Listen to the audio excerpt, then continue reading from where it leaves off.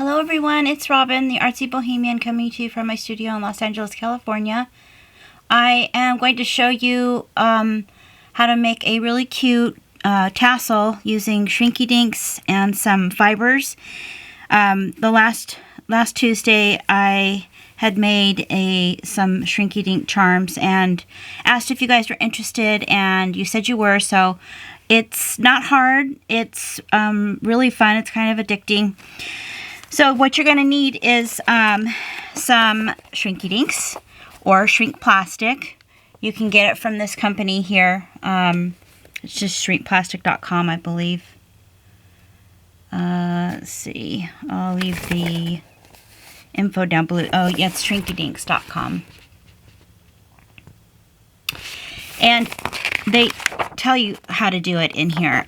There's little variances every once in a while, and so there's several kinds of shrink plastic. I believe sometimes you can even buy it at a hobby store like Michael's, or, you know, my lighting keeps going in and out, which is kind of weird. I think it's from the white. So I'm going to be using white, and this one, it's pure white. I also have black, I have clear. My actual favorite one is more of a ivory color, but I don't have much of that left. So anyway, what you want to do is, there's two ways you can do this. You can stamp directly on this, but if you do, that keeps going in and out of focus. If you do, it needs to be a solvent-based stamp pad. And so what that means is you need to use Stazon. If you're just going to stamp directly on it. When you don't sand it, which is what we're going to do, it doesn't have a tooth and it's a little harder to color. So I will show you the difference between one that hasn't been sanded and one that has. So I'm going to go ahead and sand this. You're going to use like a 320 to 400 grit sandpaper, and you're going to go one way and then the other. So it's kind of like a crosshatch.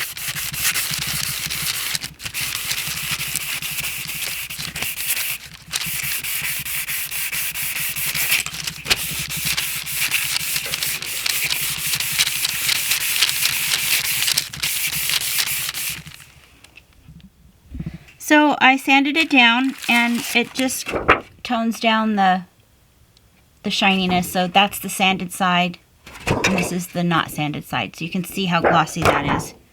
So I'm going to be using some rubber stamps from Red Lead, because as you know, that's one of my favorite rubber stamp companies. And this is from me years ago when I was really into rubber stamping. Just a little pile of different shrinky dinks and just lots of experimentation of coloring, different colors of shrink plastic. Just kind of wanted to show you that you might get addicted to it. It's really fun. It's like you're kind of keep wondering what else you can do with it. And the cool thing is you can use it for lots of different mediums. Like I said, you can use it for your junk journals to decorate, and I'll show you what I'm going to be doing today. Like I earlier said, making a tassel. You can use it for earrings, jewelry, and just for decoration. It's really fun. Here is one of the cute rubber stamps from Red Lead, and I have it in the small form, which is adorable. They gave this to me. They just sent me a package about 2 weeks ago, and I was so blown away. Just really wonderful. Here is the larger one. This is the unmounted one. So I'm going to play with both. So this is the unmounted one, and then this is the mounted one. Super, super cute. And so what I did was, on this one, I just took a large scallop punch, and first I stamped the image, which was the little one, and you can see it shrinks quite a bit, 45 to 50%, depending on what shrink plastic you use. And this is the shiny. I didn't sand it, and I just stamped directly on it with Stazon. Stazon is really good for this type of project. I did put 2 little dots of pink for her cheeks with some permanent ink too. And just so you know, if you've never done this before, and I'm going to show you some coloring techniques, the colors intensify like almost 10 times. So you almost want to use bright, almost fluorescent colors, because they will really get, let's see if I can show you some here. They really tone down, get bright. This one, I think I actually colored it afterwards. So I drew with the permanent Sharpie. I drew this image on here, and then I colored it with some colored pencils. You don't want to use watercolor pencils though, just regular Prismacolor pencils. A lot of them are like these. I think I used chalk, like pastels with some layering.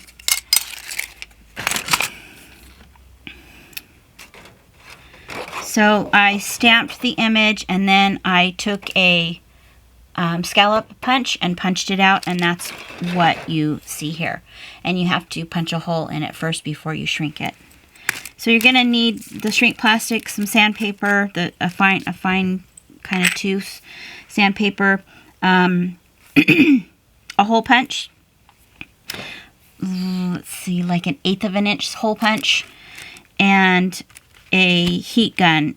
You can use a heat gun, or you can put these in the oven. Either way, they give you the directions on both.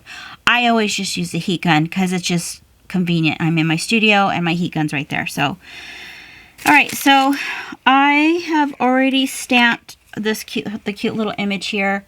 I'll go ahead and do it and show you. Maybe I'll do this because this says she sprinkles fairy dust, a pinch of fairy dust on here. I'm just going to do it in black. And sometimes it doesn't come out right. If it doesn't, you can take the Stazon cleaner and then wash it off so you don't waste your shrink plastic. So because this is unmounted, you can just directly stamp right on here.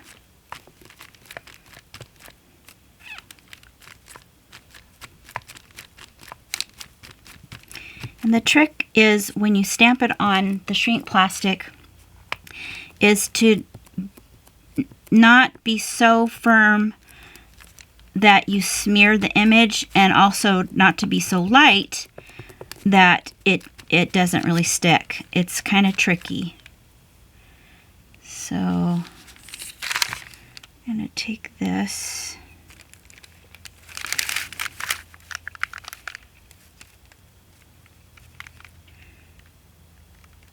You just have to be gentle, and then be fairly kind of firm, but not so firm that it's going to smear the image. And then carefully lift it up, and it worked out good. So immediately you're going to clean this off with stamp cleaner. So this is the Stazon stamp cleaner. And I just take the stamp and then put the applicator on top of the stamp and then clean it off with a rag.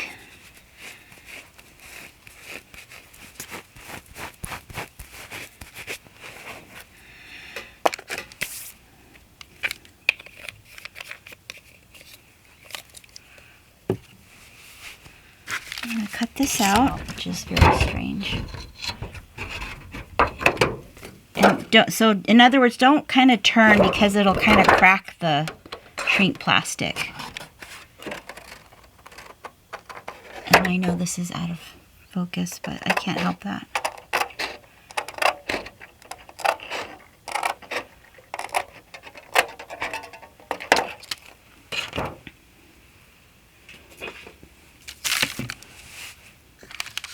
So So this is the easiest way to do this. I'll show you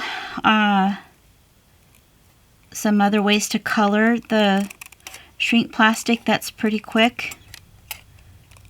And it doesn't require a lot of intricate detail. So if I wanted to, I could poke 2 holes on either side and make a little pendant. So I think I'll do that. I'm going to get my hole punch. So I just stamped the big image of this cute little fairy, and so I just wanted to show you what I meant by cutting. So for example, instead of, so I cut here already, and instead of me turning and then cutting the up on the wing, I'm going to now cut this way so that the 2 cuts will meet, and I can just take it off like that. And when you're cutting on a curve, you just have to be careful. So what I'm going to do is I'm going to cut away from her wings and then go in like this.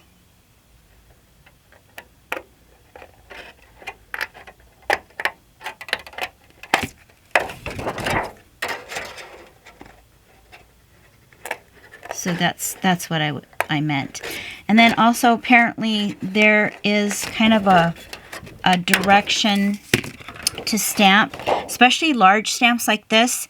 These are tricky when you heat them.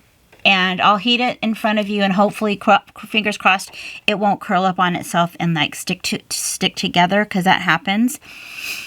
And there's ways to alleviate that, like sticking a wooden chopstick in there and squishing it out when it's still warm, but it doesn't always work. So anyway, apparently if you stamp your image this way, the long way, it's going to heat up. That's where it apparently curls on both ends. And if you put your image this way, then it's going to be a little bit fatter. I don't know if that makes sense or not. And one other thing, if you're going to be stamping images with appendages, like even these wings, that's kind of what makes things stick together. So you just have to be careful when you're heating it. Okay, I'm almost done cutting out the cute little fairy. So one thing you want to be conscious of as well is I'm going to be punching a hole for this to dangle as a tassel, or on the tassel, or a charm. So her head is cocked to the side. Normally, I would probably put a hole like right above her head, but I want it to be more centered. So that's just what you want to, be conscientious of where the hole where you're going to punch the hole. So I'm going to just kind of go up the center of her body, and I'm going to do it around right about here. And that means, actually, it's going to be a little bit lower than that. Just like I did on this one. It's going to be closer to her head. Actually, I gave myself some leeway on this so I can make a kind of a little bail for that. So I'll go ahead and cut the rest of this out and show you what I mean.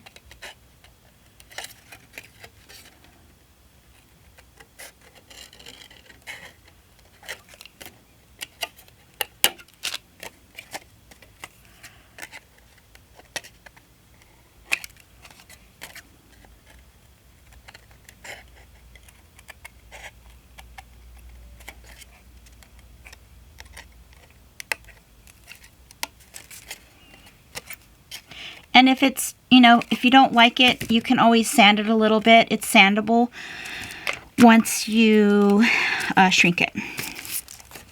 So this is the punch that I use. I believe it's 1/8 of an inch. Let's see if I can...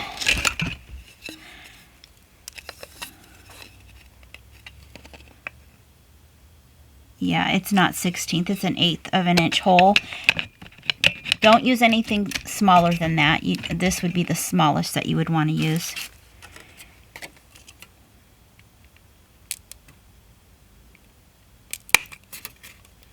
And we're going to color this with chalks.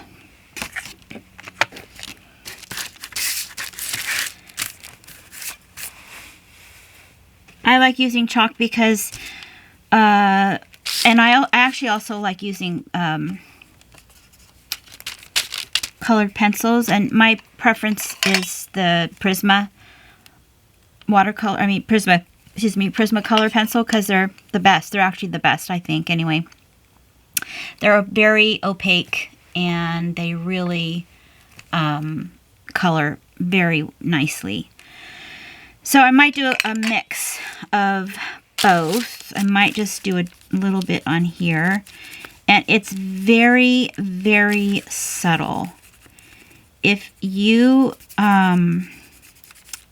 for this type of coloring, you can also use Posca pens, paint pens. That's when you have more solid, bold designs, kind of like this, if you do something like this. But since there's shading on this with, you know, the little, you can see the folds in her dress and the shading on the little pot that she's standing on, I tend to kind of just color the shaded areas on the image itself. And so I'll show you what I mean by that. So you can use a Q-tip and some chalks, color pastels. And I'm going to make her hair yellow. And it's almost going to look like you can't even see what the color is. But once you shrink it, it's going to be very dark. As a matter of fact, I'll show you. This is something I stamped earlier on some pieces that I had previously colored probably several years ago, and I just found them in my little stash. So here's some pieces that I had colored with chalks. So you can see how light they look here, right? They look very light and pastel-y. Well, that's how it looks once it's been stamped and then shrunk. So that's what I mean whenever you're coloring these. Try to use more pastel colors and neon colors if you're using the charcoal, chalk pastels, or the colored pencils, because things shrink so much that everything becomes concentrated. So it went from, you know, bright kind of looking like this to this.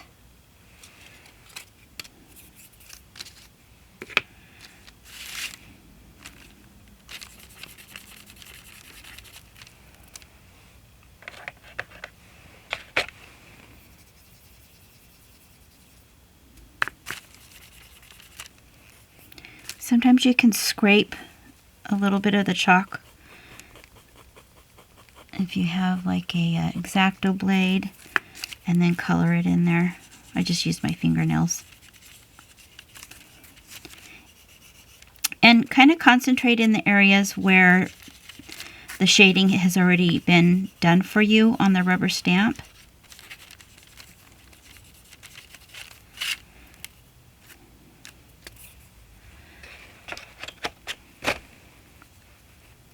So I'm just taking my fingernail and scratching some of the chalk onto her dress. Like this.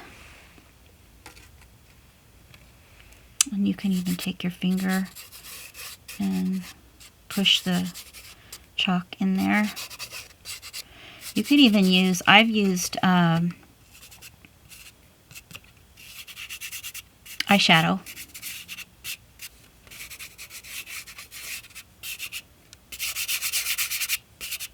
And because it's been sanded, it has more tooth, so it's sticking. And then I'm going to do a little bit of pink for her cheeks. I'm going to just kind of rub it right on there. Sometimes that doesn't work, so I think I'm going to just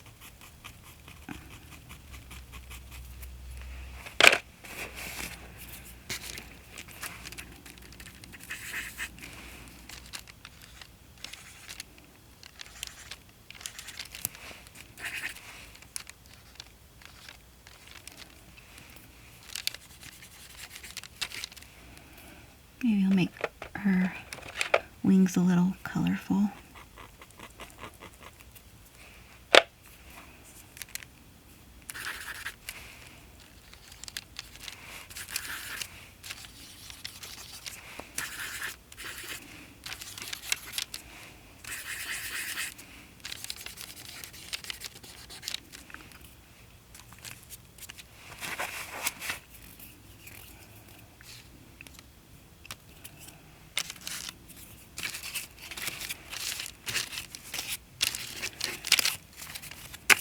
So the other thing you can do is you can color a whole sheet. So say you've sanded your whole sheet of shrink plastic. You can take the pastels and just rub bits of the chalk like I did here, and then use this as your canvas, and you can rubber stamp all over it, cut all the images out, and you have instant color for your pieces. That's what I did with this. This is the red lead stamp as well, and that's how tiny it became, of the moon.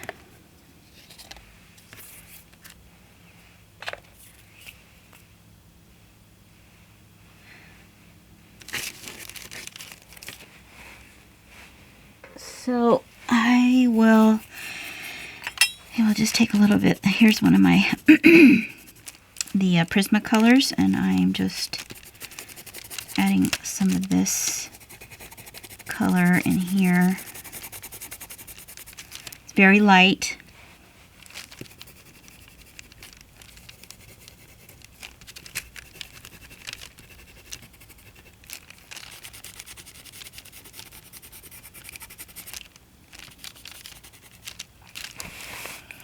Okay, so we're going to go ahead and shrink it down.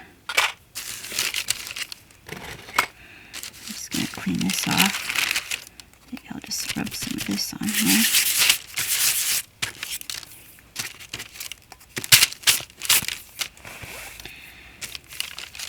So I have my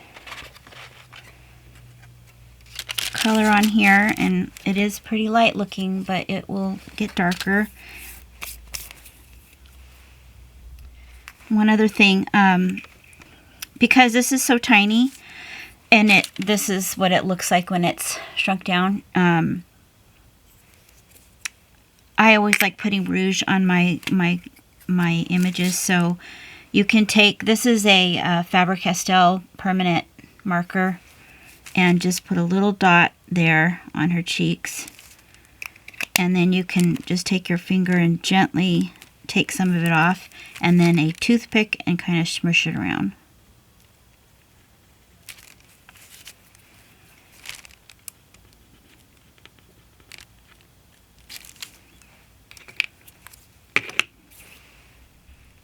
So now what you want is a clean surface that won't burn, because we're using our heat gun. So underneath this cardboard I have a glass mat. Wood would work as well. Maybe a baking sheet with foil on it, or parchment paper probably. If you're going to be using the heat gun technique. If you're putting it in the oven, they give you directions on the package. I believe it's 300 degrees, and you have to preheat your oven, and then put parchment paper on a cookie sheet, and put your shrink plastic in the oven for 5 to 10 minutes or something like that. Anywhere from 5 to 15. I guess you just have to watch it. So for this, you're going to need the surface and something to flatten the shrink plastic, because most of the time it doesn't lay flat. So I always use a rubber stamp. If you have a piece of flat, clean wood, that will work as well. And then something to kind of hold on to the piece, because it's going to flip around. Some people put it like in a glass jar and then heat it that way, so it kind of just stays in one place. But I'm just going to do it this way. It's going to be loud for a few minutes, or not even a few minutes, but...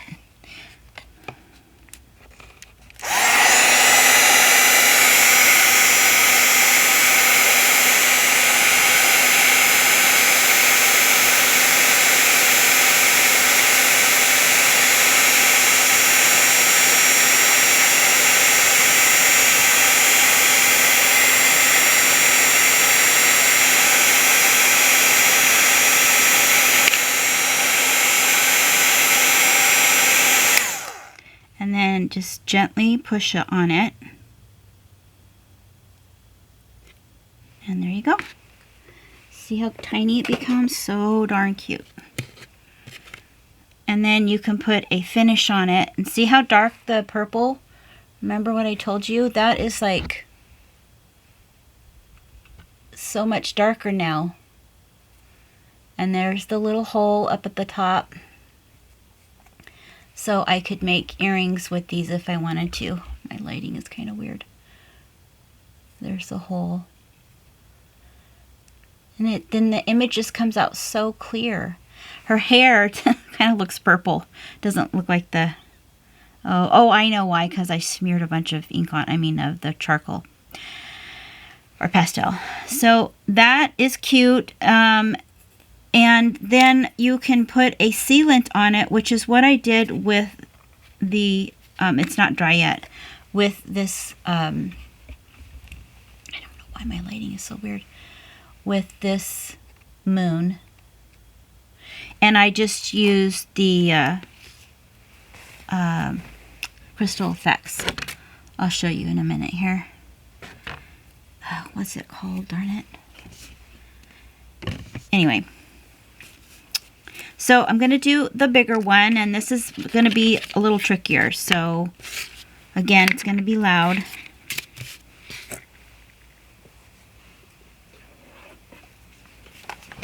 And when you're heating a large piece especially, you need to heat it all slowly like this. Don't just put your heat tool in one spot. That's when you get in trouble, and it might just curl up on itself, and it's difficult to uncurl it.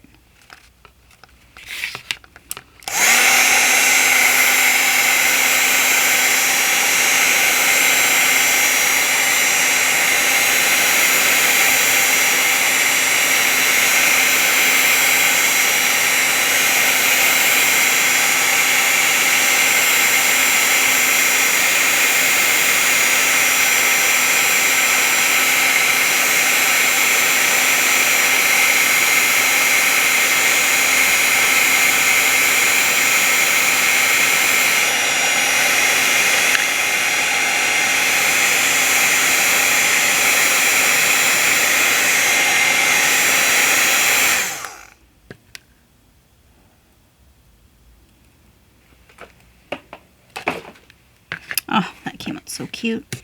And again, the colors are just so pretty. You wouldn't think when you're coloring it, it looks like anything, but then once you're done, look at how cute she is. And I'm going to do the last one off camera, and I'll be right back. Alright, so after they have, after you've shrunk them down, you can take and just sand them a little bit on the edges, and then you can color the sides like I did on this one. I just took a black marker and colored the edges. This is one of the red lead rubber stamps as well, that I colored it similar to how I colored the little girl, mostly with really light pencil, and mostly in the areas where there was shading on the image. So you could take a gold marker if you want. It needs to be permanent, like a permanent Sharpie marker or like a Krylon pen. And then I'm gonna put some gloss on them. I don't do that all the time. Like on this one, I'm not going to. I like how it looks. But on the little girl, I think I'm going to put some gloss on her. And I'm using Glossy Accents. Whenever you do, this always happens to me, but whenever you make like banners like this, they kind of get wonky shapes. So every once in a while they'll come out nice, but just so you know.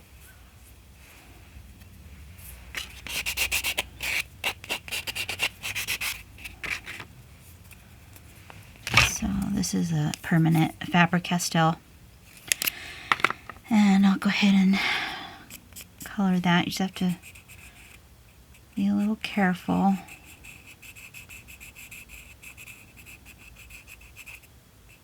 Like I just marked the back, just like that.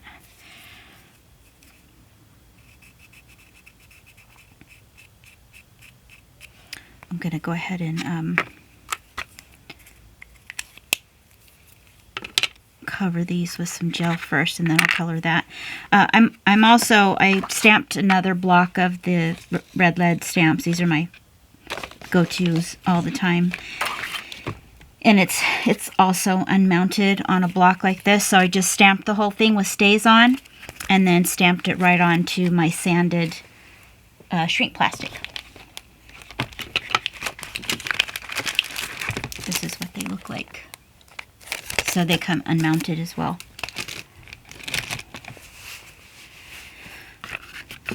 Move that out of the way. So, one thing I've learned is when you do gloss up your pieces, they're so tiny that they'll fall, and they get kind of ruined, and then you have to redo them. So what you might want to do is take some double stick tape, which I've already put on here, on some scrap paper.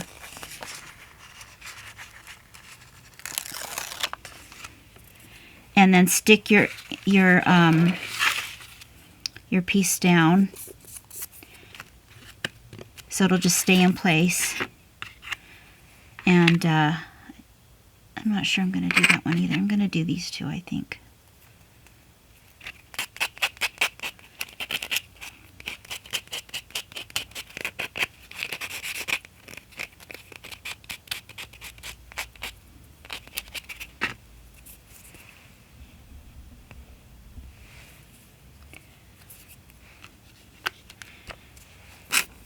And when you put this on, you're gonna, if you've ever used resin before, it's kind of like resin. It's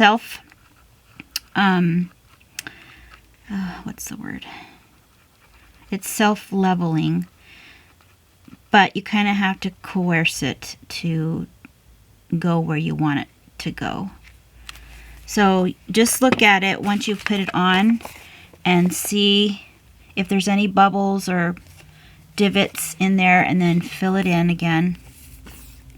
Takes a while to dry, so you want to just leave it alone for a few hours. And then you can take a pin and kind of push it around so it's even.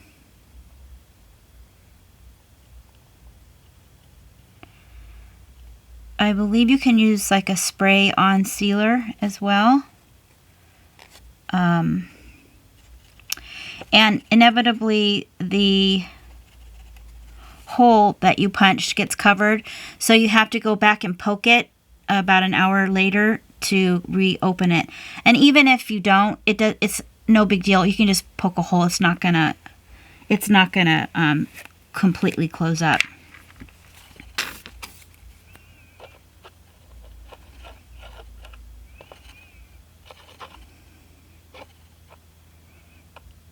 So my suggestion to you, if you like this technique, is make a bunch of them, especially if there's one image that you really like, and then because everything's out, and you'll just have some cute charms ready to go when you need them. Especially if you're a journal maker and you can make a bunch of these up and add them to your junk journals.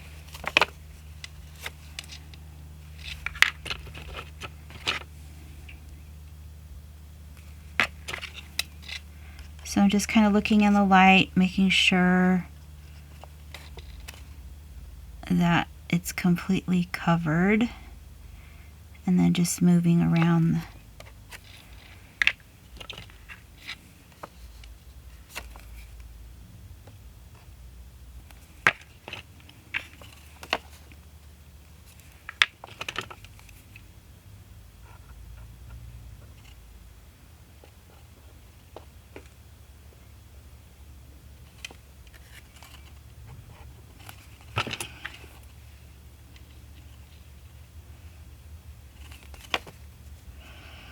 Yeah, and like I said, just let them sit for several hours until they completely dry.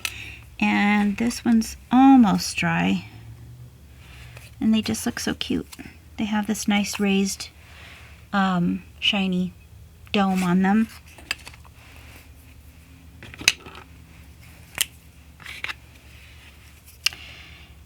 You can also add a little tiny bit of glitter if you want to. Like on this one, I think I'm going to do that. A little bit of stickles. You just, if you don't use dry glitter, then you use stickles. You just have to wait for the stickles to dry. If you use dry glitter, you can put a little tiny bit on top of the crystal accents or the glossy accents.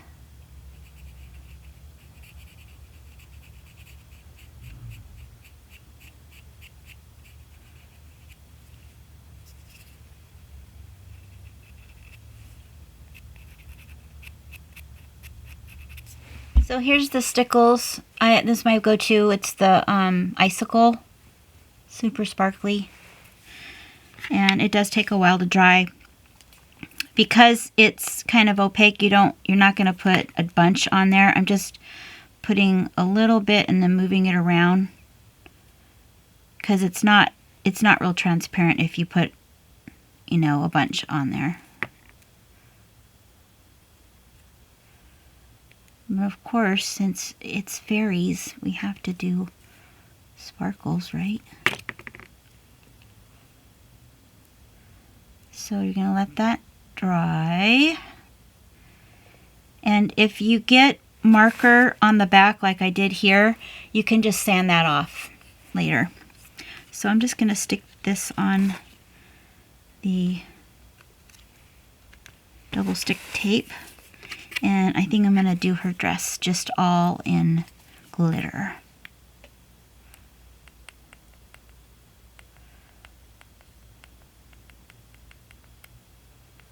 How cute.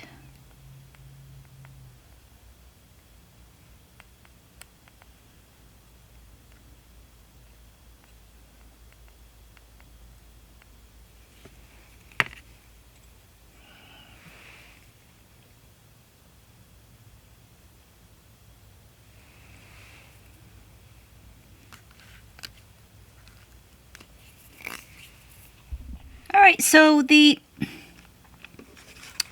charms have dried, and just to let you guys know that in cold climate with the glossy accents, it might feel tacky if it's in a cold room. Like my studio is cold, relatively speaking, for California. And so I brought them in the house and they became non-sticky. Just putting that out there to let you know. So they came out really nice. There are a couple divots. I accidentally touched this one when it was still wet. Even after like 2 hours, it takes quite a while for it to dry. So I kind of filled it in a little bit more, but I'm okay with that. And then I wanted to also show you that I know some of you don't like throwing things away. So this is a bead I made with the scraps.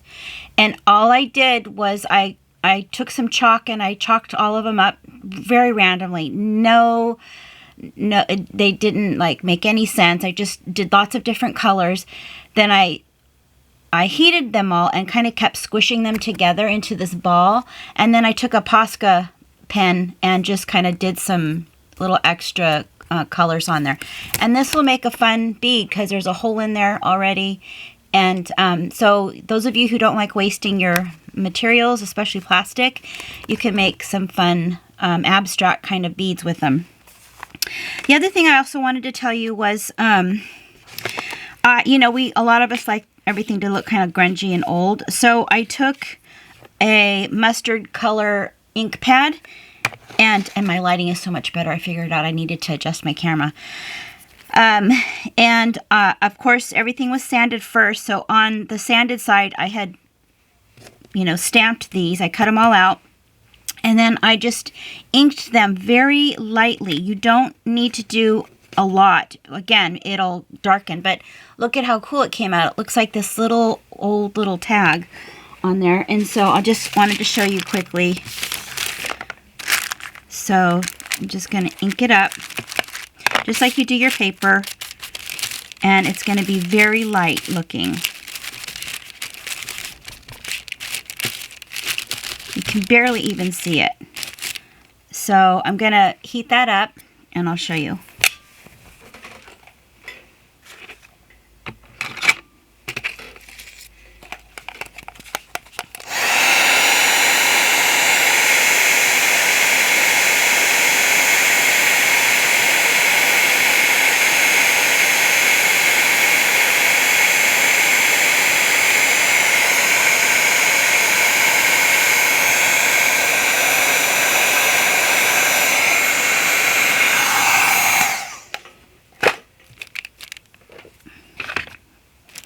And there you go. I think I must have put a different color on this one too. I think I added 2 colors to the first one, the art journal one.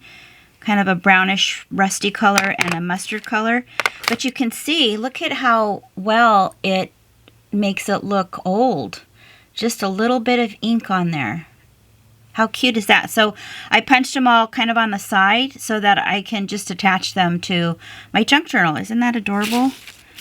And then the other thing I wanted to show you, because I'm always experimenting, like I told you, I'm like an artsy scientist, so I'm always like, well, what if I do this? And show you some different things. So that's one of them. This little scrappy bead is another. And then I took a few pieces of the pieces that I've made in the past, just to show you the different colors and what you can do as far as layering and adding different mediums. So this is a clear one, and I don't know if I can even pick this up. I'm trying not to move everything. And I shrunk it down. Looks like a piece of glass. And then I colored it with Posca pens. Any kind of paint pen that's permanent will work. So you can make your own designs if you want to. That was an experiment probably years ago. I made a little button out of black, and a lot of these are black. I wanted to show you the black ones because you need to use a pigment pad for these, which for those of you who aren't familiar with rubber stamping, it's kind of squishy. It's like a squishy, this one's a good one, Fabrico, but you're not going to use black on it. You need white or off-white or gold. Gold works really, really nice. You just have to be very careful because it wants to smear. It doesn't dry nearly as quick as the Stazon, but what I'll do is I'll stamp it very gently and take it off, and then I'll kind of heat it a little bit just so it kind of sets the ink, and then I'll proceed to shrink it. So that's what these ones here are, like this little and then I stamped it in white, and then after it was dry I took a Posca pen or some kind of paint pen and made little dots on it. And this must have been something I did years ago because I made a tag. I still have a tag. So these flat things that you don't put holes in, you can use them for cards or decoration. So this is another one I did years ago. I have like a box full of stuff that I made long time ago. Also layering, you can do layering. Look at how cute that is. So if you have really tiny shrinky dinks, you can make a backing, which is what I'll do a lot of for these other ones here. So this is a backing for maybe a bigger piece, just like this. And this one is in, you can see it's in gold. This one was a pigment ink pad in that kind of greenish. It was probably more like a yellow tone. Anything that will shine up against the black. And obviously no dark colors will work on the black. So I just wanted to show you that there's different things that you can do with the darker shrinky dinks, which I absolutely love. So this one was done in gold. It's a rubber stamp that I stamped in gold. And then to back it up, you can layer it onto a filigree and just glue that down, and you have an instant hole to add it as a charm to a piece of jewelry or to your junk journal. This one, I think I did 2 applications. I was experimenting. The bottom one has the glossy accents, and then the little skeleton pumpkin head guy on top, I glued that down, and that has, I believe I did a clear embossing powder on that, which is what I did on this one too. So it's kind of ghostly looking. Over time, it kind of clouds up, but all you have to do is rub it against some fabric, like some denim. So that's all completely covered with clear embossing powder. And it's after you shrink everything. So you shrink it, you glue down your image, and then you can put the embossing powder on it. It's not going to shrink anymore, in case you were wondering. So yeah, layering is great to do. This one was like a semi-transparent, and I just stamped her in black and then did little touches of color with the colored pencils. If you have mistakes like this one, don't throw them away, because look at how pretty that makes a beautiful image for a collage. So this was just a simple ivory colored shrinky dink. Stamped it in black, and then look at how pretty that looks right next to it. So yeah, this is one of the bigger stamps from Red Lead, and I was in a hurry or something. I wasn't paying attention really, and it kind of crumpled on itself, and I couldn't get it undone. And I just thought, well, it kind of looks like a cool bouquet, kind of like a 3D bouquet. And you can save that for even maybe a bead, some kind of funky bead. This is the one I showed you earlier. This is this stamp right here, so you can see how much it shrunk. And it's on my favorite color, which is the ivory color shrink plastic. I colored it with colored pencils. This I directly drew with a Sharpie onto, it was probably maybe a frosted color, maybe a semi-transparent. And so if you're an artist and you like to draw, you can draw your own images with Sharpies. And then I intricately colored it in with colored pencils. And I did it on both sides, actually. It looks like, no, it looks like I did it on the back side here, and then reverse, it looks like this, because it must have been transparent this one. I don't remember, it was years ago. And then I added a coat of the glossy accents on top of that. It has a hole, so I can make it into a pendant if I want to. This is kind of a clear, this one I cut with a die cut, and then stamped it, and then shrunk it down. This is that favorite die cut that I love using, this one right here. It's pretty small. Actually, you know what? I think it was nope, that wasn't that. That was a punch, a paper punch. So you can make really cool shapes with paper punches, and then just stamp on them or draw on them, or just leave them, you know, be, and then put maybe a little charm on top and make really cool little charms. Just experiment and have fun. The possibilities are endless. And this one took me way too long. I remember working on this years ago. It's a Mary Englebright stamp. Colored it all in. I stamped it on some shrink plastic. Looks like it was a opaque color. And then colored it in with colored pencils, and then shrunk it down. This one, I think I just cut out a rectangle, and I chalked it up with different colors. Then stamped it with some pigment ink and some Stazon, and then that was that. So also I was thinking, if you wanted to, these kind of look, you can use, remember you can back up your pieces with layers. So this one, this cute little girl, she looks kind of cool here on the side. So if you wanted to make this more of a statement kind of a piece, you could use this on, you know, you could use this as a piece of jewelry if you wanted to, or you can lay it on a book as a centerpiece. Even the back looks pretty because it's just gorgeous. It looks like a moon or something, this old enamel. So just think of backings that you can use for your pieces. They don't have to be standalone. That one's a little bit too big. Even pieces of fabric, doilies. I have these cute wings that you could use. Also on matchboxes, I love decorating matchboxes and using them as little boxes for my jewelry. So they don't, you can use them for lots of different things.